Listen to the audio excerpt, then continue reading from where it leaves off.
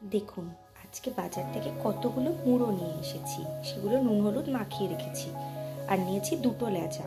আজকে করব মুড়ো দিয়ে মুগ ডাল, অনেকেরই খুব প্রিয় পদ, সেই জন্য আজকে করছি। এখানে নিয়েছি পেঁয়াজ কুচিয়ে আর টমেটো কুচিয়ে, আর এখানে নিয়েছি আদা রসুন আর একটা টমেটো বেটে নিয়েছি।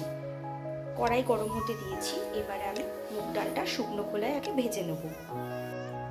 ভালো গন্ধ আসার জন্য একটা তেজপাতা দিলাম। এরপরে এটা নেড়ে চেড়ে হালকা লাল করে ভেজে নেব। খুব ড্রাই করে ভাজবো না, হালকা লাল করে ভাজবো। এরপরে আমি নুন দিয়ে জলটা গরম হতে দিয়েছি। তারপরে এটা সেদ্ধ করব। হালকা লাল করে ভেজে নিয়েছি। এরপরে এটাকে ধুয়ে সেদ্ধ হতে দিয়ে দেবো। এদিকে যতক্ষণে ডালটা সেদ্ধ হচ্ছে ততক্ষণে মাছের মুড়োগুলো ভেজে নেব। কড়াই বসিয়েছি, রান্নাটায় সর্ষের তেল দিয়ে হবে, তাই সর্ষের তেল দেবো। আর এই বলে রাখি, মাঝখানে যে এই সাদা ফেনাগুলো জমেছে, এই ফেনাগুলো কিন্তু অবশ্যই তুলে ফেলে দিতে হবে। আমি ডালে হলুদ দিচ্ছি না, শুধুমাত্র ফেনাগুলো ফেলে তুলে নেবো। হলুদ দিচ্ছি না কারণ আমার ডালে হলুদ দিলে এই মুহূর্তে ভালো লাগে না। আমি একদম যখন রেডি হবে রান্নাটা তখন সেখানে হলুদ দিয়ে নেবো।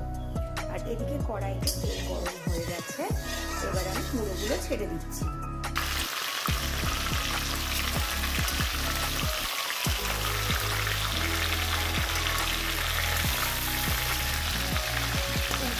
লাল করে ভেজে নেব।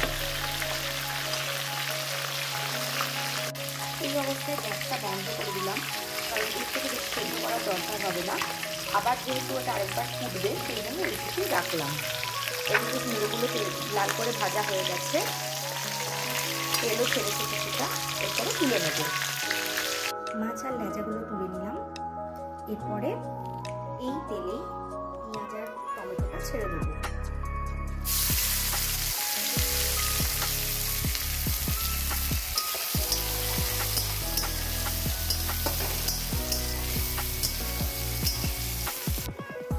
পেঁয়াজটা হালকা ভাজা হয়ে গেছে, পেঁয়াজের কাঁচা গন্ধটা ছেড়ে দিয়েছে। এরপরে আমি আদা রসুন আর টমেটো পেস্টটা দিয়ে দিচ্ছি।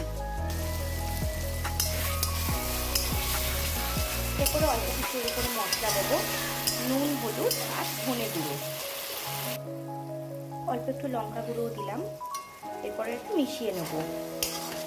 যাদের চিনির স্বাদ ভালো লাগে, যাদের মিষ্টি বেশি ভালো লাগে তারা মিষ্টি দিতে পারেন। আমি মিষ্টি দিই না, কারণ আমার কোনো রান্নাতে খুব একটা মিষ্টি আমার ভালো লাগে না। কিন্তু আচার বা যে কোনো জিনিসটা আমি একটু বেশি মিষ্টি ভালোবাসি। তেল ছেড়ে দিয়েছে, এবারে মুড়োগুলো দিয়ে দেবো।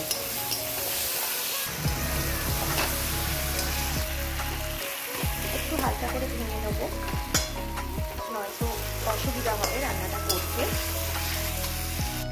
কষানো থেকে তেল বেরিয়ে গেছে, দেখাই যাচ্ছে। এবারে ডালটা দিয়ে দেবো।